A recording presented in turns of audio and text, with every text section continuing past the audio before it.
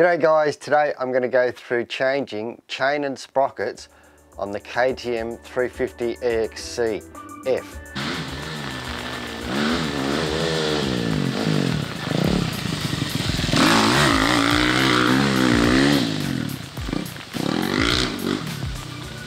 It's time to get the chain and sprockets done.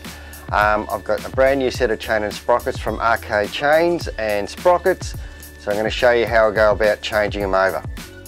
So you're going to need a rear sprocket. I've got an RK Premium sprocket that's standard gearing with 52 teeth on the back, and you'll need a new front sprocket as well. This one's standard gearing as well, 13 on the front, and you're going to need a new chain as well. I've got the RK GB 520 EXW chain. The tools you need for this particular bike will be a Torque T45 socket for the rear sprocket bolts, some Loctite for the sprocket bolts, a pair of pliers to take the joining link clip off. For the KTM you're going to need a 13mm spanner for the rear sprocket bolts, a chain breaker, and you'll need a 17mm socket for the bolt on the front sprocket, and that is all the tools you're going to need to do this job. So to start off, first we're going to take the old chain off, and by doing that we've got to take the master link clip off, and all you've got to do is get a pair of pliers and just push them back, and you'll see it'll just pop off like that. Now it's pretty good practice to first crack the back sprocket bolts by getting a friend, or in this case my son, to hold down the back brake lever on the bike and just put the 13mm on and then crack it. And don't forget, wear some gloves when you're doing this, just in case you slip, and it'll save the skin on your knuckles. When you've got the back wheel off, the next thing is to take the studs off for the back sprocket. So all we're going to do is crack them from the bottom and then spin from the top.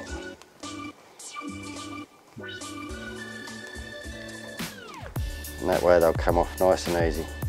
Once you've taken your old sprocket off, put the new sprocket on, line it up. Then with the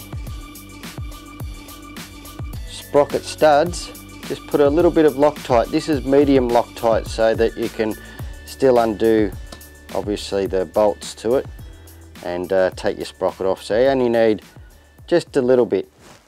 When all the nuts have been started at the bottom of each thread, then you can go around and tighten them up.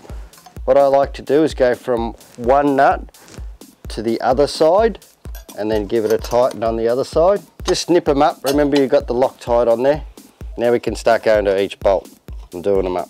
And another good idea is when you've had your first ride, after the ride, make sure you go and check the bolts on the sprocket as well, just to make sure they haven't come loose. So with the front sprocket, what I do is put it into gear, take the bolt out, making sure that I've got the washer the right way, because I need to then put this washer back in the same way that it come out. Taking note how the sprocket come out, what way the sprocket is, seeing it's the same. So we put the front sprocket on, then again I'll put a little bit of Loctite on the bolt that goes in the sprocket, because obviously you don't want this bolt coming loose. Trying to be careful to make sure you get that washer in the same spot, same place. And then you just need to nip it up a little bit, that's all. It's still in gear.